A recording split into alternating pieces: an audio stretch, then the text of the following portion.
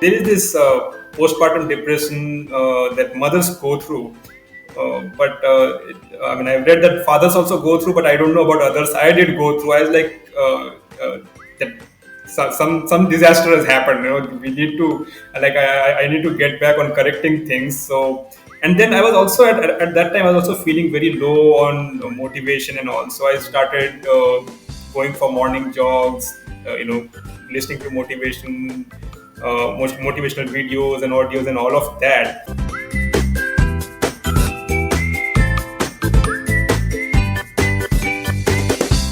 Pops in a pod.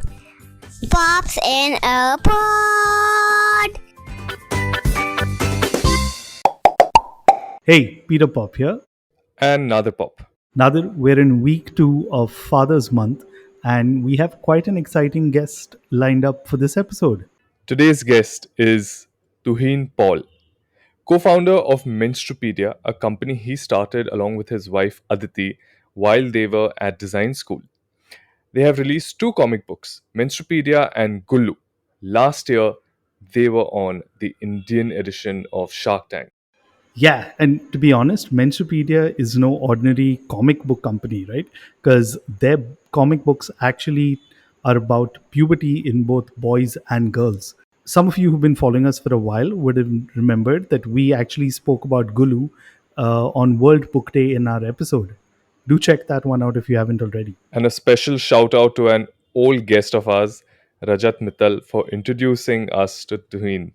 So yeah, we had a great chat with Tuhin about starting Menstrupedia and their origin story, their entire experience on Shark Tank India, him being a parent, and honestly, there's so much more. So I think Nadir, we should just stop right here and jump straight into the episode. Hi, Tuhin. Welcome to Pops in a Pod. Hi, Peter. Thank you so much. Thank you so much, Nadir, for having me. Hi Tuhin. For those who have no idea about Menstrupedia and haven't watched Shark Tank India as yet, putting the as yet there, Nadir and I did a bit of an introduction, but if in your own words you could just introduce yourself, that would be great, Tuhin. Yeah, sure. So, Menstrupedia is basically, I'll just talk about the mission because that I feel is the most important part of Menstrupedia. So, our mission is to make puberty a comfortable experience for girls as well as boys. And we want to make it comfortable by making them aware about the challenges that they might face during the journey. And we want to empower parents and teachers in providing those essential information that boys and girls should know about puberty at the right age. And in that information, there are a lot of topics that are, that are taboo, that parents and teachers are hesitant to talk about. So we want to make that thing easy and interesting for them, and we are doing that. We're doing that through comic books. We have 2 comics. One is for girls, which is called Menstrupedia comic, which talks about periods and puberty, and how girls can take care of themselves during their during their periods.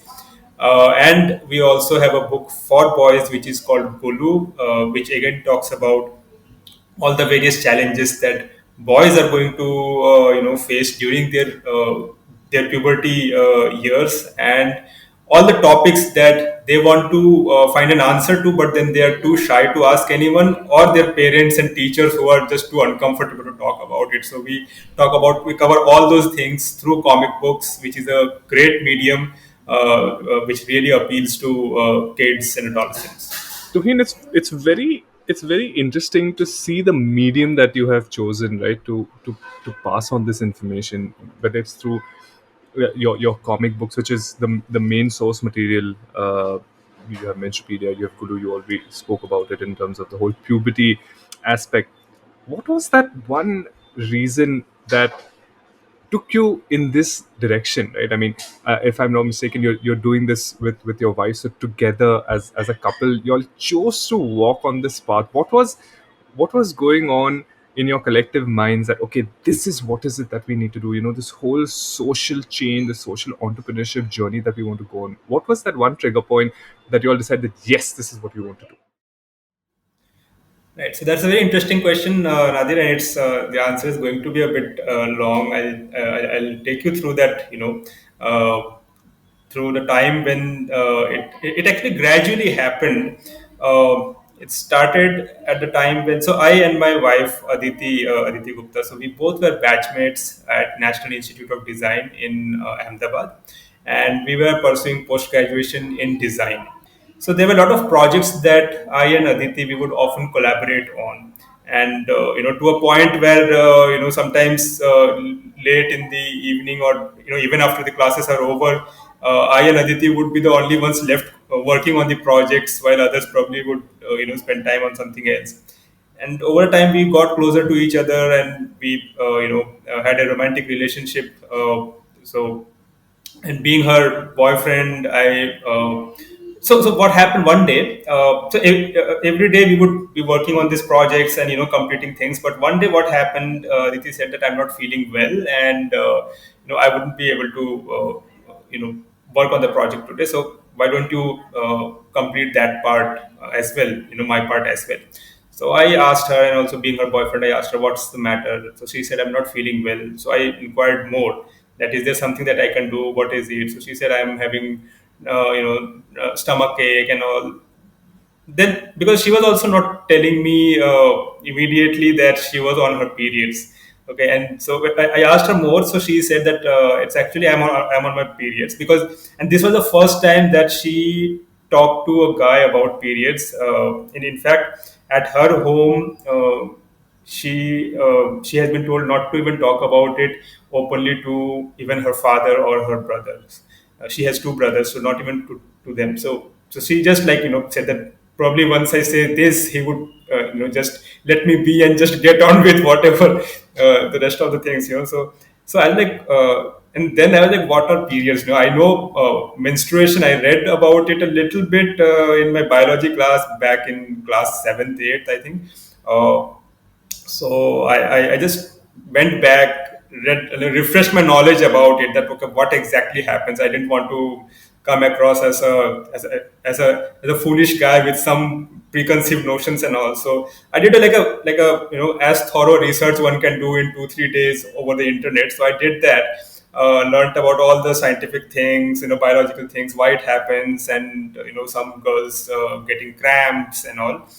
Then I got back to Aditi and I discussed that matter with her. So, and she realized that a lot of things that I was telling her. So this is at an age when I was 25 years old, right? So imagine, so we are just two brothers. My mother has never, talked to me or my brother about periods at all, and she's never even let us. Even get a hint that she might be going through periods, because she has been taking care of. So we have a nuclear family, we don't live in a joint family. So she has been taking care of all the household work through her periods or not periods without even letting us know, right? And I was really so I was really overwhelmed to think about it, that she went through all of this without ever complaining about it, without ever letting us know. And it would have been really nice if I would have come to know. I would have probably been a less demanding kid, maybe during those days, or maybe I could have, like, even better probably lent a helping hand wherever possible. But anyway, so I discussed with Aditi, and she came to know that a lot of things that I was telling her, the biological facts and all, those were new to her, because she grew up with all kinds of restrictions that are followed around periods because of all superstition and all impurity and all that stuff, right? So she openly talked about it, and like by now, like, she was very comfortable. So she talked all about it, that how much blood comes out, what are the what kind of restrictions are imposed upon girls. Like, she was not allowed to sit on sofa in her house, or not enter the place of worship, or so these all restrictions are there. And then we just realized, so I just, like, she just realized that by knowing these things, she suddenly understood that there's nothing impure about this whole thing, right? It is basically the same blood, same stuff that feeds a baby for 9 months, right? It has been feeding all of us for those 9 months when we were growing in our mother's womb, right? So how can it be impure? But then because of these restrictions, there is discrimination against girls when they're getting their periods, and that too at that young age of 10, 11 years, which is an age when girls don't even question things. They just follow what is being told to them by their parents or by the teachers, or whoever else in the family or the society, right? So they're just told and they just follow it. And we thought that if the girls at that young age are subjected to this kind of discrimination, which is like totally normal thing to happen and is not even something that they're willingly going through, right? So that is utterly unfair, and there should be something to be done about it. But then we also thought that maybe now things are different, which is this was in back in 2009. So we thought that maybe things are different now, since Aditi since the days when Aditi was young, and when she had to go through. Uh, so we thought that so when there was time to take up a design project at NID, I asked Aditi that why don't you take this up. I was still very shy about talking about this topic, and also I said that I cannot take it up, but you should take it up, and I would be part of it wherever possible at the back end. I kept on continuing with other kinds of projects and all. And in that project, she so it started as a classroom project, and then finally it became the final year project. And in that project, she talked to girls, parents, and teachers in schools in Ahmedabad, and she found that the topic of menstruation is covered totally in the from biological point of view, but not from practical point of view. Not in a way that addresses those taboos and discriminations and hygiene part of it, right? It just talks about the biology part of it, and that too much later, when the girls have already started getting their periods. So things have changed a lot since then. But back in 2009, the majority of girls were still following it, and they had crazy kind of superstitions around it. There were girls who felt that if they're on periods and if a guy touches them, they might get pregnant. The girls who had never who never knew what periods are, when they got their first periods, they thought that they are suffering from blood cancer, because that is what they see in movies. Somebody suffering from blood cancer, they spit out blood, and they thought, okay, they are now suffering from blood cancer, and they probably are about to die. You can imagine the kind of mental trauma that they might have gone through during those few days of periods. Uh, so that was the case not only in the schools in Ahmedabad. So Aditi is from Ranchi. She went back and talked to the girls there. Again, the same scenario. They were not told about periods and all. So that is the reason we thought, let's take it up and let's just solve this one issue, which is telling girls about periods at the right age in a proper way, and also address the fact that there is nothing impure about it, and they did not really follow any kind of restrictions as such. Those are all superstition. But then we also wanted to, so there were two things that we were assuming here. We thought that maybe parents and teachers, they either don't want to talk about this topic, or they want to talk about it but they're lacking proper tools to talk about it. So that needs to be found out first, because if the case is the first one, then it's going to be much more difficult, because then we'll have to address the parents and teachers first. So we talked to parents and teachers, and thankfully they all agreed the importance of talking about it at the right age. And they have been wanting to do it, but there were no resources that could help them talk about this topic in a suitable manner, right? Without making them feel embarrassed. So we thought, okay, let's address this problem. So now the problem was clear. So Aditi took the same project again for her final year project. It was partly funded by Ford Foundation in her college. She applied and she got through. So, and then again we conducted a lot of research on how it is being tackled in other countries, other culture, what kind of social taboos are there in other culture and all. uh, and then when it was time for creating a solution, we thought, okay, what kind of solution we could make, right? So we thought, okay, first let's discuss whether it has to be a digital solution, or it has to be a physical solution, a print based or any kind of physical product not dependent on electricity. So thankfully, when it was a classroom project, we had created a game, a computer game. It was a very crude form of a computer game, just like a quiz sort of a thing with characters and all.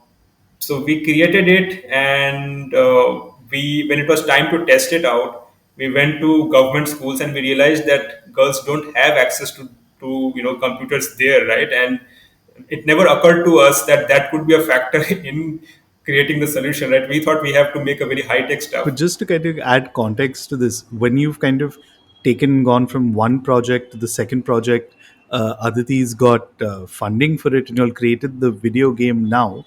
Which year is this we're talking about? This is 2009. So Wow. 2000, yeah, so 2008. So this is a funding that's different. That is a funding that uh, NIT students can apply for. They get, it's like a stipend that you get every month. So it's like a 10,000 rupees stipend that you get every month, so that you can continue working on your project and not have to go for any internship with any external company. So yeah, so she got that. And so we knew that, okay, the digital product is not going to be inclusive, at least for the rural schools, and for remote areas, right? So we thought, okay, what can be done in physical products? So our initial idea was to, let's make a game. But then game, since there were so many topics, game is good for when you have to teach somebody strategy about something, or you'll have to come up with collection of games, right?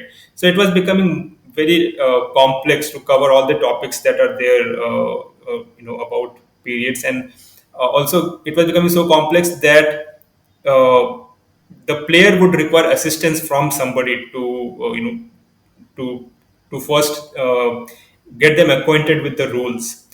So we did not want that. We want, because it is a topic that people don't want to talk about it. So we thought, what if we can create a tool that, maybe if it's within the eyesight of the kids, that is all that it should require, and the kid should be able to learn from it on their own, without the parent having to speak even a single single word about the topic. So then we came to a printed medium, and we thought, okay, we can make a picture book, we can make a comic book, or we can. We decided that let's make a comic book, because that is like a comic book does not give you a feeling that it's anything academic. There's nothing academic about comic book. You only have comic books on stories, and those Chacha Chaudhary and Billu and all those things, right? So it's all fun and light medium. So we thought, let's pick up comic book as a medium. And during her interaction, Aditi gathered a lot of stories, that girls had about periods. So those were related to their first period experience, or period experience of somebody else. But those are all really practical stories, that they got their periods, but they did not have pads, or they wanted to know when their next period is going to be, because they had some very interesting event coming up that they didn't want to miss, right? So all those stories we gathered, and we thought, let's cover these stories in the form of comic book through characters. And and then we thought, okay, so right, let's decide on using comics. And then we thought that, okay, the questions that girls are going to find answers to, those can be three kinds of questions. One is questions by girls who still haven't started getting their periods. They would have a very different kinds of questions. Somebody who's just started getting their periods, they would have different set of questions. And then somebody who has been getting their periods, but they had lots of doubts about all those restrictions and beliefs and misinformation about periods. So they might have questions about that, right? So in order to tackle each of these three kinds of questions, we created three characters, which is basically the Gia, Mira, and Pinky in the in Menstrupedia comic. So they are all asking different sets of questions, and then Priya Didi is there, who is a doctor in the comic. She is answering all their questions, right? So yeah, so that, and then we created a prototype. We took it back to the schools and even to homes where girls were there. Parents and teachers first had a look at it. We took great care to avoid any objectionable drawings in it, because the parents and teachers are the gatekeepers. If they are not comfortable about the way the topic has been dealt with in the book, then no matter how good your content is, they will not let their girls read it, right? So they found it all great and very comfortable, and then they let their daughters, their girls read it. And we found that the girls were comfortable enough to read that, because they did not approach the book thinking that it's a book on menstruation. They thought that they are reading a comic book, and so they were reading comic book, following some stories and all, and then it gets into that interesting topic. And girls at that age are really curious about periods. It's just that they don't openly ask questions about it, because of the way we are conditioned and not to talk about the genital parts and reproductive health and all.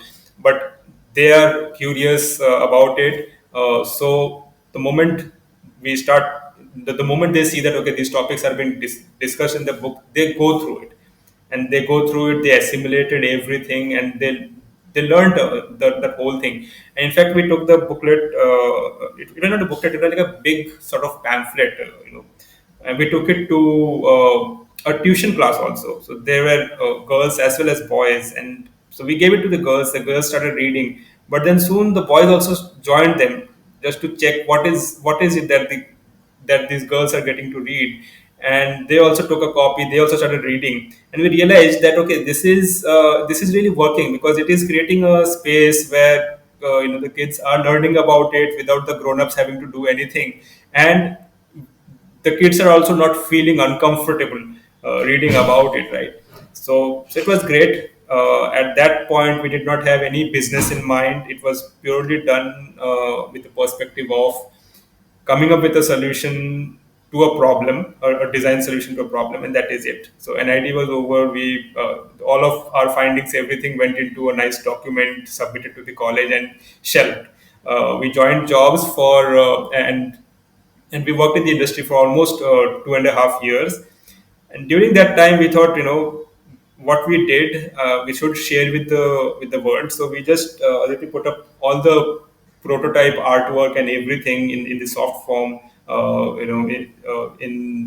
She created a WordPress website, and she uploaded all of it there, so that people can just download and take print and use for their projects and their workshops and all. But what happened once she did it, over the time we started getting so many emails and messages that, can you please translate it in such and such language? There were volunteers willing to translate it for free. They wanted printouts of it, and at that time we were so happy that people are asking for it, that we would spend our own money to like recreate that prototype, get it printed, recreate it, and ship it to whoever requested it. I remember each of those prototype would cost us 600 rupees to make. So we spent a lot of money in just giving it to people. And then we thought, okay, if there is so much demand for this, and actually, during this time, Rajat came into the scene. He was working in US, so he said that, Tuhin, here's a website that have created, and I want to start it as a business. Can you help me out with the UX UI part of it? So I helped him, and then maybe after that, so from that, actually, that entrepreneurship bug bit me, right? So I thought, well, that's also a possibility. What if I quit job and start something of our own? So I and Aditi always wanted to start something of our own, and we thought, how about we start something on what we've already completed user study on, which we've already done so much research on. But let's first see if there is a if there's a viable business in it or not, because we can't be just creating prototypes, spending our own money and sending it to people. So we thought that okay, half of the world goes through periods, and every year there are more and more girls going to go through periods. So there is this need that parents and teachers have to teach girls about periods at the right age. So if we create a if we create a production friendly version of this content, then maybe people can buy it, and schools can buy it, and NGOs can buy it.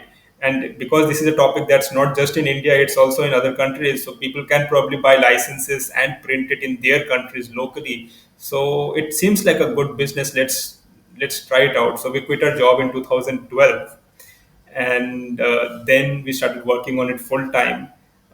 In So we had by then about 2.5 lakh rupees of our own, I and Aditi. So we invested all of it. Rajat again invested around 1 lakh rupees of his money. So he was taking care of the website, and I and Aditi were taking care of all content and everything. In about 1 year's time, we were out of money. Like we just had two months worth of money with us. So we had applied for a couple of those startup competitions that are there, where you pitch to investors to see if they would be willing to fund it or not. But then we did not succeed in that. We qualified in the first round, but but thereafter they were like, get a job. You guys are wasting your life with this. Wow. But and it's I mean I kind of alluded to this at the start, but we'll definitely come to this. But you've taken us so vividly through this. I mean, I can see just when you're talking about this experience, right? Like that's why I asked you which year was it, right? Because you were talking about 2009 like as if it was just like last year. And I think very vividly you've given our listeners an experience of what it's like. And if I'm not mistaken, like you'll actually formally started this as a business in 2012. So it's like literally 10 years that you all have been doing it. If Yes. I may ask, because like you talked about being Aditi's boyfriend when you all were working on this project. Since then, you'll have got married. You'll have a son now. And have you seen that entire thing shift between because one of the things, and I'll just add some context here, is one of the episodes we keep doing regularly is entrepreneur parents, right?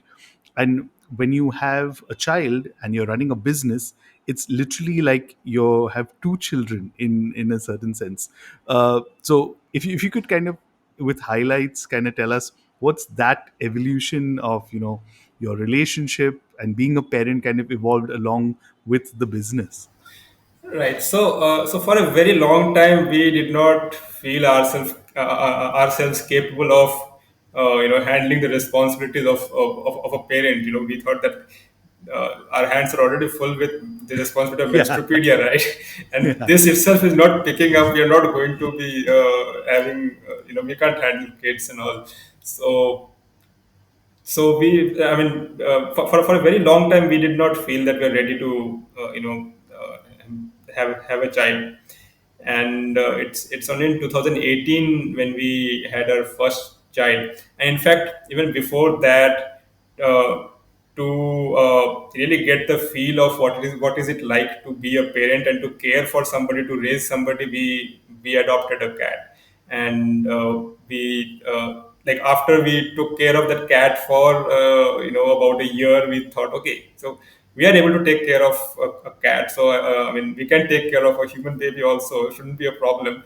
And so we then There's a decided, prototype there also, yeah, huh, yeah, yeah, Raja? yeah. That's Doing- that's that's a parenting prototype. Yeah, so we are that sort of, like, people generally think that entrepreneurs are like, they dive head first and they take risks and all. I and Aditya are very risk averse people, right? We've grown in middle class families. None of our parents, or none of us have background in business and all. So we always have this picture that, especially when you're getting into something where there is no going back on. Uh, so we always try to prototype things. So this was an attempt to prototyping parenting. Yeah. So, but then we were really wrong on the part that we thought, once the child is there in our lives, the business is going to suffer. In fact, it happened totally the other way around. So my son's name is Advait. So once Advait was born, for almost 3 months, the business was on autopilot. There was one of our staff was just taking care of the business, and uh, Aditi was not able to work at all. I was working from home whenever possible. This is like work from home before, Yeah, it pre-pandemic. became a Yeah. yeah. So so so once Advait was born, I was like, and I mean, there is this postpartum depression that mothers go through. I mean, I've read that fathers also go through, but I don't know about others. I did go through. I was like, that some disaster has happened. We need to, like, I need to get back on correcting things. So, and then I was also at that time I was also feeling very low on motivation and all. So I started going for morning jogs. Listening to most motivational videos and audios and all of that. And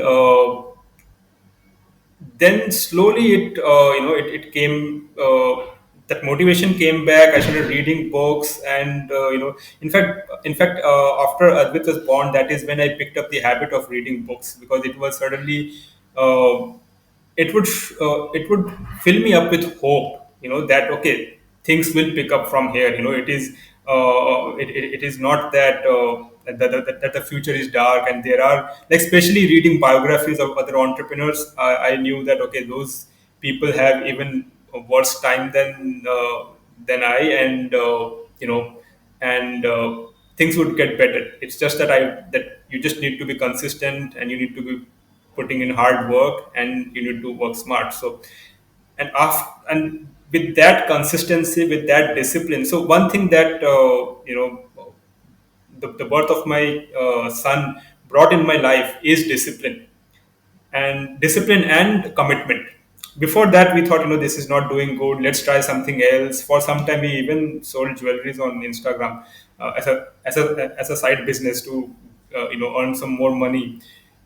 But after this, we focused totally on Menstrupedia. Suddenly, the revenue started growing. We started focusing. We started learning about marketing, about sales. Reading books, and then it worked. And it seems so simple now, that just read books and apply whatever is there. But yeah, so but it never occurred to us before 2018, which is already, I think, 4 5 years of us running the business. So No, I must commend you and thanks, Tuin, for sharing your experience because actually, in one of our early episodes, Nadir and I talked about, postpartum depression in dads, and it's one of those things that's not really talked about, and we've not heard many experiences in there. So that's why thanks for sharing your experience in there and what you went through. And I'm so glad that you can openly talk about it, right? And I think that's the whole point of this kind of conversation that we're having. Yeah, so I want to kind of fast forward to one more product that you'll actually released, and I'm calling it a product. Well, it's another comic book that you'll release, and I'm probably, if I'm making a hunch here, but did the birth of your son also have an impact on you releasing a second comic book, Gullu, which actually Nadir and I spoke about last month on World Book Day, where it talks about a young boy going through puberty. Is there a correlation there, or am I missing something? no, absolutely, there is a correlation. Actually, we were all, like, we thought that, we have Menstrupedia comic, we are all set for having a daughter, no issues at all. And then we had a and then we had a son, and suddenly I was like, okay, yeah, I have to talk to him about all those issues that I have gone through, and I don't want him to, like, have all those body issues, or all those doubts that I had. that I had, and I had nobody else to talk about it at that time. And also, ever since we released Menstrupedia comic, everybody who has bought the book and who also have a son, they have been asking us to create a book for boys. But we always felt that, from a business point of view, it does not make sense because unlike in case of girls, where menstruation is a very compelling need for parents to get a resource to talk about it before that happens. In case of boys, that transition happens gradually. There's no like a set day or date, when a particular boy suddenly becomes a grown up, right? Or has entered the new phase of life. So there is no set date for it, and it's more gradual. So we felt that even if we create a book for boys, it might not, there might not be enough buyers. I was wrong, thankfully. After we created this book for boys and we released it, it has been very well received. Um And I so must add one point here. What I really appreciated about the book, and I was kind of saying this on, and I'm going to repeat myself for our listeners, is that for me personally, right, it was so impactful when I realized that when I was a young boy, we had 1 hour, which was a sex ed class. That's it, 1 or 2 hours it was there. And I went to an all boys school. So you can imagine the kind of taboo that was there and the kind of thing, and, the discussion. And by the time we had it, which was the 9 standard, most boys were already like at least a year into puberty and all. So it was like kind of like a reactive thing that, oh, we have to do it. And I felt that, there was nobody to kind of talk to or tell you about it, right? Because when you're in an all boys school, I don't know about you, Tuveen, but I know Nadir went to one. It's you learn from the other guys, and it's not like the right information, it's all the wrong information that you get, right? So having something like this, which is exactly a solution where you can just pick up and understand on your own, right? So I really enjoyed that about Gulu. And I think, Peter, you were lucky to be going to a school which had at least something called sex ed class. I never had any such class, nor I had anybody to talk to about these things. And like you mentioned that you learn most of these things. In fact, I don't know whether you learn or not, but you discuss these things among your friends, right? And you know. and and the friend circle of boys, you know how it is, like you can't be vulnerable in that friend circle, otherwise you would you would end up becoming the butt of all jokes, right? So if you have to ask about some doubts, let's say, about some hair or pubic hair or beard or anything, you would say, that friend of mine in my society, he has this. You would want to ask question about yourself, but you would use some pseudonym. You would take the support of somebody else and say that, he is going through this. Do you think he's normal? Do you think this is normal? And then you would try to get the views on it, and then try to apply it to yourself. Okay, this is how he reacted. Maybe it's not normal or whatever it is. So that is how you do it, right? And that is the thing about even having a friend circle. It's not supportive where you could ask any question and say that, okay, this is what I'm going through, because first of all, they also don't know, your friends also don't know what is the right thing. And secondly, you would always be hesitant to talk about something that is really personal to you, with the fear that that might leak out to somebody else, and then you don't know how that would be how you would be perceived among your friends, right? So, and that I feel was one of the issues that I grew up with.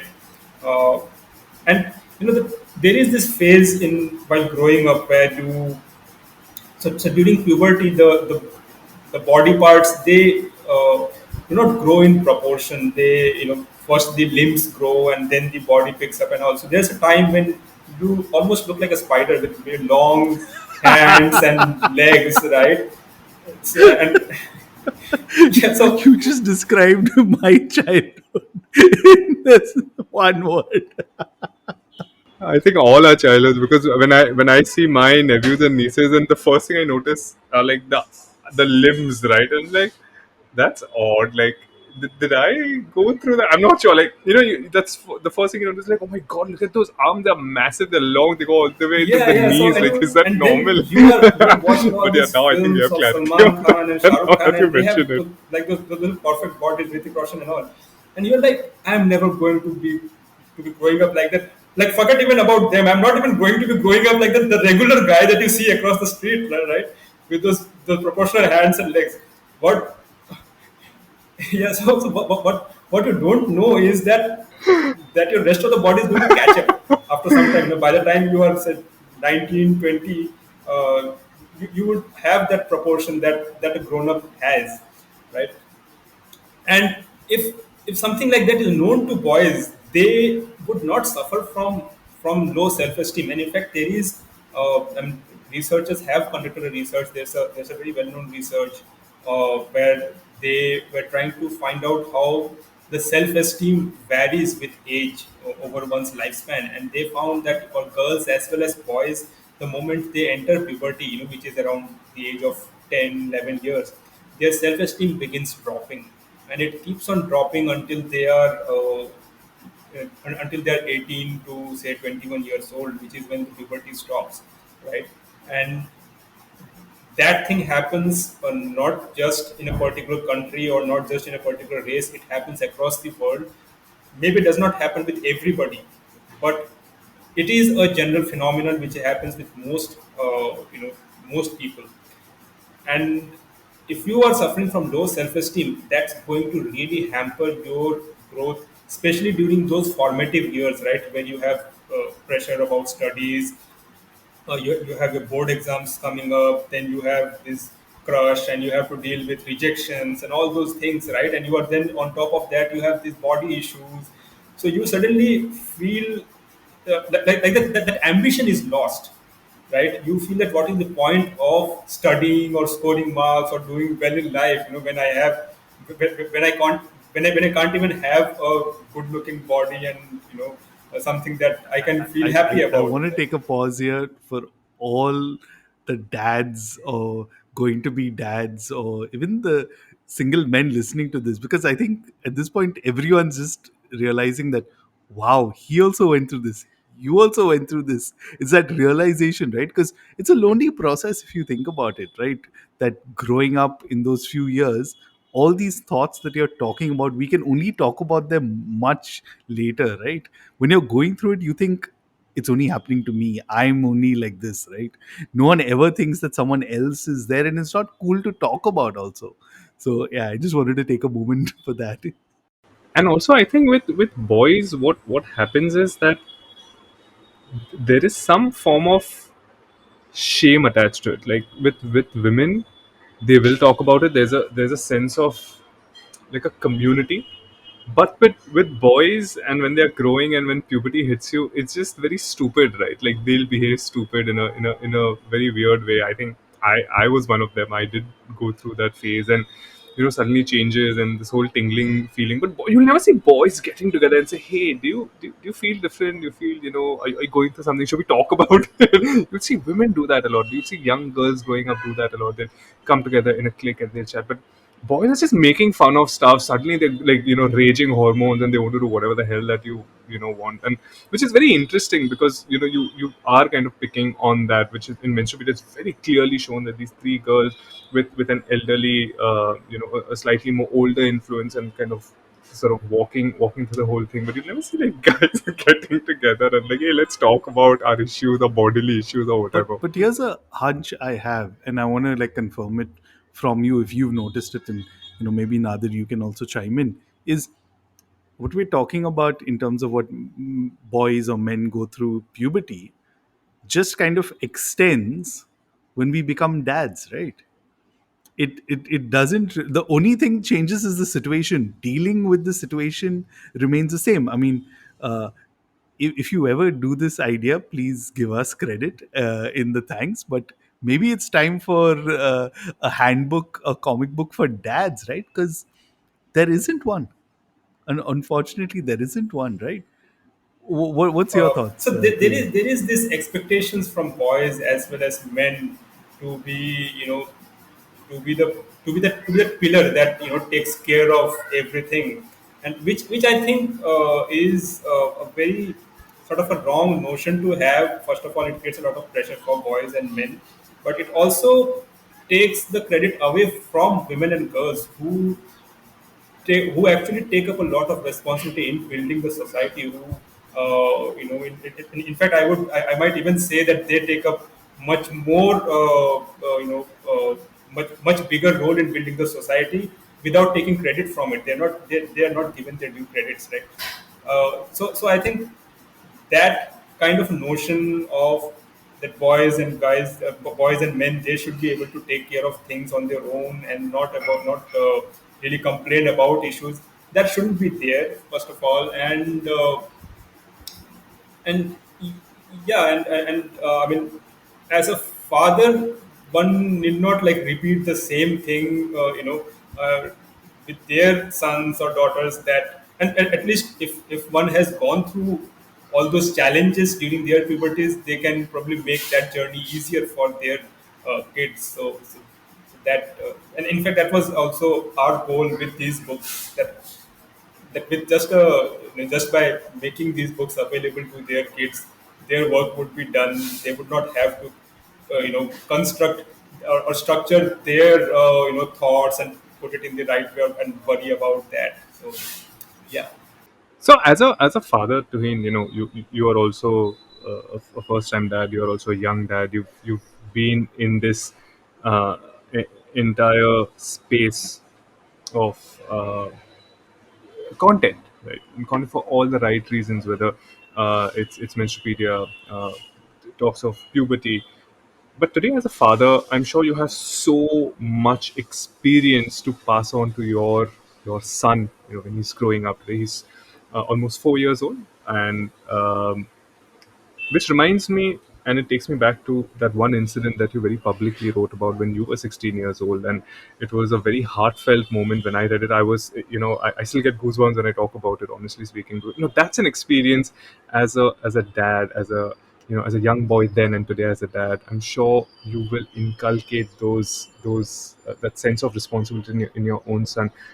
Was that a turning point in your life at that very young age for the many things that have come now for you?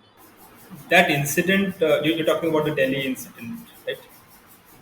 Yeah. Yeah, when you and your Yes, friend yes. were following the girl. So it was I consider that as a very dark period of my life. There was really no direction, no ambition, no aspiration for me. And in fact, once I got through and got through in an engineering college, I was glad that that phase got over. In that phase of uncertainty, once you completed your 12th and you're preparing for engineering, that 1 year. Uh, but now, like as a father, once I reflect back on those memories, I feel that that thing should not happen. That there is no need for that to happen. And where could things have gone wrong, or how can that be prevented?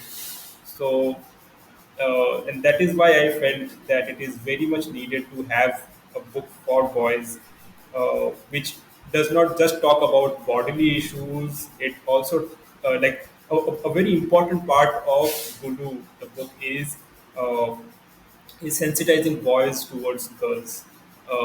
Because what happens is, before puberty, girls and boys, they interact with each other freely, they play with each other and all of that, right? But the moment puberty starts, the girls as well as boys, they start exploring their identity separate from the other gender. And in that journey, they are being influenced by popular media, by all sorts of influences: family influence, friend influence from peers, friends, books, magazines, whatever it is. All of that is there. And I felt that if at the right age, they can be told that this is the right direction, and not to be like like this is how you should be looking at girls. This is how you should be, and the book also talks about role of boys during periods, so that this entire thing, girls and women, it's not objectified. It's not a mystery for them. They uh, they perceive girls and women as just other people, that just like their friends, or then just like other guys, and not something as an object of desire, as such. So yeah, that was an attempt that we wanted to be there in the boys puberty. Yeah, and I just want to add one more thing, right? I mean, also you talked about dealing with peer pressure and the influences of older parts. That was a very important part I found towards the end of Gullu, which again you don't have it, right? I mean, and it's so contrary to what you see in popular media and everything in there, right?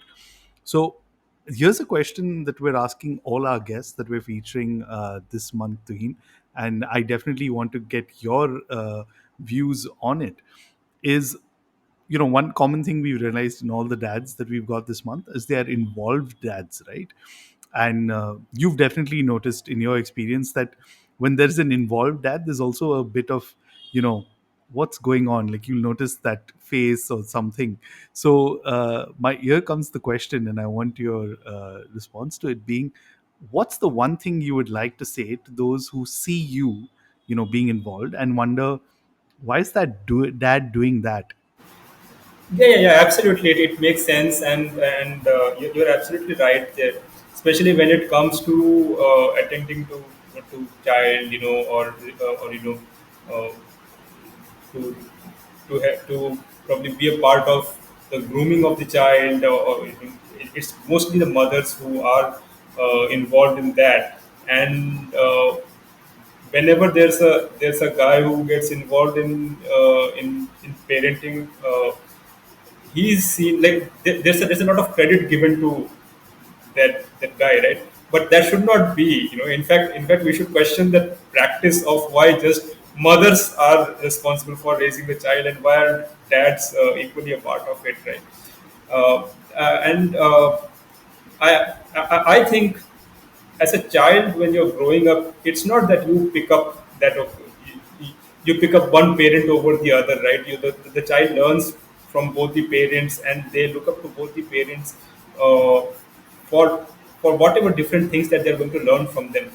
And I feel like this is what my belief is with raising my son, uh, is that he should feel that he is being loved and taken care of by both the parents, so that he is equally comfortable to talk about whatever issue he has in life with either me or Aditi, without thinking whom he is closer to. So, and also in my case, uh, mine and Aditi's, we are not very, we don't have a very segregated gender roles. Aditi and I both run the company together. We both take care of the household works. In fact, there are like she can cook, I can't cook. I can prepare Maggie, and also that way she's so that way she is more competent than I am in in this journey of life. But yeah, it is if I mean I think there is this equal partnership from both of us in everything that we do. At least I like to believe that. It's so nice of you to say that, Tuin, because I think this is a common theme that we have also been noticing in our years of Pops in a Pod, that at least all the dad guests who come on board, they're so proud of the fact that they're doing something out because they want to show that I'm also here now to show my journey. They don't want to do it because, hey, my kid, I should be doing whatever that I think is right for my kid. And I'm glad you brought up this whole equal partnership, which kind of reminds me, very recently you all went on a very popular Indian show, the Shark Tank India, and we were so thrilled to see that. In fact, I remember Peter sent me a link saying, "Hey, check it out." Aditya Tuin went on that show, and I was like, "Wow, that's awesome!" I mean, that recognition that people are giving you. What was that experience like? I think that Shark Tank experience was fantastic. Now, uh, there are a lot of incubation, competitions that we've applied for, and they just evaluate, and sometimes they have some boot camp where they prepare and all, your business pitch and all. But Shark Tank, so this I'm talking about before you enter the tank, and then you pitch to them. So before that, they have about 5 days of you working with their teams. One team is creative team, one team is business team, and the creative team guides you all on the content part, what your pitch should be like, and how to make it interesting and all of that. And the business team is all about how you can pitch your business so that it appeals to the investors. It looks like it's an investable business, and they also tell you where it needs to be improved, where it needs to be so certain where there are any loopholes in your business and all of that. So it's a very enriching experience, but very grueling experience. For those 5 days, we were asked to come to the set early in the morning at around 8, and then we would leave from there at 11, 12 in the night. All through that time preparing our pitch, because once you enter the tank, then there is no retake, nothing. You just get that one chance. So those 5 days is when they would get you to rehearse your pitch as many times as possible, and it was very enriching experience. In fact, in our case, we had to get our son also so the shoot is in Mumbai, so we had to take Advit to Mumbai. We had to book a separate hotel room so that you know our caretaker can also be there with the son. And also, since I and Aditi, so we never leave our son alone with the caretaker. He is always we are always there, even when the caretaker is there with the son. So Aditi asked her brother to fly down to Mumbai. Again, booked a separate room for him for those 5 days. So he was also there during that entire day of shoot. He and the caretaker would be there with us, with an making sure that he's safe and all his needs have been taken care of. And there were times when we would leave in the morning for the shoot and for the rehearsals early morning, when Advait is still sleeping, and by the time we are back, he's again gone back to sleep. So we've for 3 4 days we've not even spoken to him, and he's yeah. So it's a grueling experience, but it's totally worth it because once the show is aired, so many people came to know about these books, and they bought it, and we got so many testimonials and emails with appreciating the work that we are doing. Yeah, so it's a fantastic opportunity for anyone who gets through. And one of the highlights, I think, at least because you talked about the grueling experience, I think the fact that you all got invested in, and you got Namita Tapar on board as an investor. And if you can reveal, at least, because I'm sure there is some things in the pipeline. So what's next from the Menstrupedia team? So when we started Menstrupedia comic, this is back in 2009. Mobile phones were still not as widespread. You know, now everybody has mobile phones, and we have two books which are already there, which is taking care of teaching kids about puberty through physical printed media. Uh, and our books are also locally published in 6 other countries. But now what we are doing is we are working on an app to bring all this information in all different languages, so that not only these 6 other countries but across the world this content is available. Parents should be able to teach their kids about puberty in the most comfortable way, in the most entertaining way, at the right age. And now when somebody orders our book, it takes about 5 days, 6 days, whatever time for the book to reach the buyer. But if it's an app, it will be instantly, when, because a lot of times we receive emails or phone calls that my daughter has just started getting her periods last night, and is this book available anywhere in the city? And we're like, unfortunately, no, not yet. Uh, but if you order now, you will get it in 4 days. And we feel so sad saying that. Uh, but I think with this app, it should that thing should be taken care of. Wow, that's actually really great to hear. I mean, like, you know, Shark Tank as a format is not like new. At least it's been around for many years, and the fact that it like kind of got everyone's attention and the way it was done in India got everyone's and there, and then you know you were one of the businesses that kind of benefited from there. So I'm really glad to hear that. Uh, Twin, it's been great chatting with you. We really appreciate you for taking time out, and you know we wish you all the best for your future. We definitely are going to be keeping an eye out. Thank you so much, Peter. Thank you so much, man. It was really great talking to you both, and thanks for having Thank me. you so much, Tuhin. And in fact, to all our listeners, if you want to know more about Tuhin and Aditi's venture, we have links in the show notes. So please feel free to go through them. And Menstrupedia as well as Gullu are great books, not just for kids, but for parents and non parents too, because it's just great storytelling and you get to learn in the process. Tuhin, once again, thank you so much for your time. And we really appreciate as parents as to what you're doing for the society. So thank you very much. I really loved chatting with Tuhin. Like he was so natural, so out there. He spoke so clearly about his entire journey, and the way he opened up to us. Whether it was starting Menstrupedia or certain incidents that he was part of and not too proud of, takes courage, and it's really cool what they're doing, right, Peter? Yeah, honestly, I think this is just the start for Mensupedia, even though they've been around for close to a decade now. I think their whole Shark Tank experience and getting investment is definitely going to propel them to another level. But on another note, what I really liked about our chat with Tuhin is just how he kind of opened up to us and kind of spoke about, you know, postpartum blues that he experienced. I think that's really important. And considering we spoke about it in one of our earliest episodes of the podcast, I definitely feel that, you know, more men need to start opening up and talking about it. 100%. I'm so glad that we have dads like Tuhin and so many other dads who very openly spoke to us about postpartum. And yeah, Peter, more and more dads need to sort of talk about these things and show their softer side as well.